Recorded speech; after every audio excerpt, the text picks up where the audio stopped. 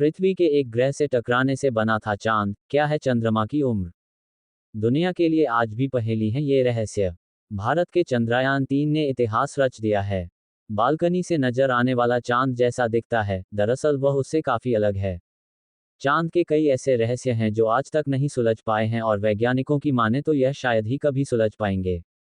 कैसे बना था हमारा चांद, इस वीडियो में हम जानेंगे। तो इतनी महत्वपूर्ण जानकारी के लिए वीडियो को एक लाइक जरूर करें और ऐसी ही रोचक वीडियोस के लिए चैनल को सब्सक्राइब करना ना भूलें। वैज्ञानिकों का मानना है कि चंद्रमा स्वयं 4.51 अरब वर्ष पुराना है। कहते हैं चंद्रमा का निर्माण पृथ्वी और एक अन्य छोटे ग्रह के टकराने से हुआ। अपोलो मिशन ने कुछ रहस्यों को सुलझाने में मदद मिली थी। साल 1969 में अमेरिका ने अपोलो 11 के नाम से मून मिशन लॉन्च किया था। मिशन सफल भी हुआ और 2 अंतरिक्ष यात्री नील आर्मस्ट्रॉन्ग और बज आल्ड्रिन ने चांद पर कदम रखा। चांद आपको जैसा दिखता है, यह उससे काफी अलग है। अपोलो 11 के बाद भी चांद के कुछ ऐसे रहस्य हैं जो अभी तक सुलझ नहीं सके हैं। वैज्ञानिक आज तक इन रहस्यों को समझने की कोशिशों में लगे हैं, लेकिन माना जा रहा है कि ये कुछ ऐसी पहेलियां हैं जो हमेशा से अनसुलझी ही रहेंगी।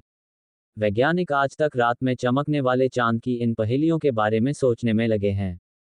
वैज्ञानिकों का मानना है कि चांद अरब वर्ष पुराना है। ये कैसे बना, ये भी एक रहस्य है।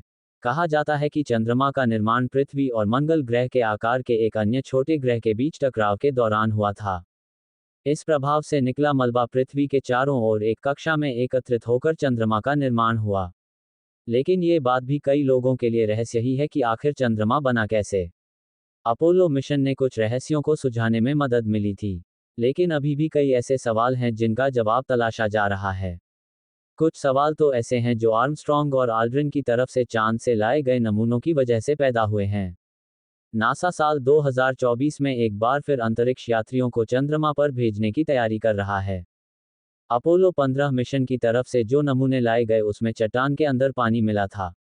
साल 2009 में जो खोज हुई उसने चांद पर रिसर्च को एक नई दिशा दी। इससे पता चला कि चंद्रमा के निर्माण के बाद से ही उस पर पानी मौजूद रहा होगा। भविष्य की रिसर्च के लिए चंद्रमा पर पानी होना जरूरी है। इसका उपयोग पीने के पानी और रॉकेट ईंधन के लिए किया जा सकता है।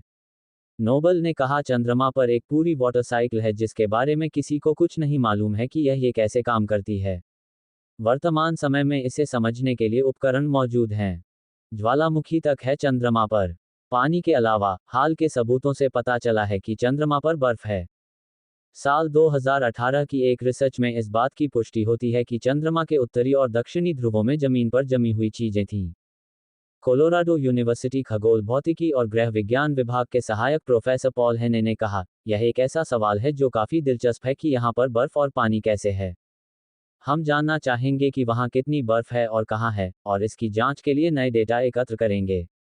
अपोलो मिशन की तरफ से लाए गए बेसाल्टिक चट्टानों या ठोस पिघले हुए लावा के नमूने ज्यादातर पुराने थे। वैज्ञानिक मानते हैं कि ज्वालामुखी विस्फोट चंद्रमा की सतह पर हुए थे, लेकिन वे अभी भी इस बारे में अनिश्चित हैं कि ये विस्फोट किस समय पर हुए और चंद्रमा ने ज्वालामुखी सक्रिय करना कब बंद किया। हाल के शोध से पता चला है कि चंद्रमा की चट्टानें यूरेनियम जैसे रेडियोधर्मी पदार्थ से समृद्ध हैं। मैगजीन नेचर के साल 2014 के एक पेपर पर अगर यकीन करें तो यूरेनियम, थोरियम और पोटेशियम जैसे गर्मी पैदा करने वाले तत्व चंद्रमा की सतह का विस्तार करते हैं और फिर उसे छोटा कर देते हैं। चंद्रमा गर्म और ठंडा हो जाता है। इस वजह से सतह पर बनी दरारें लावा को उनके माध्यम से बहने की अनुमति देती। कुछ वैज्ञानिक मानते हैं कि चंद्रमा अभी तक टेक्टोनिक रूप से सक्रिय है, जबकि कुछ मानते हैं कि बहुत पहले ये सक्रिय होना बंद हो गया है। पूरी वीडियो देखने के लिए धन्यवाद।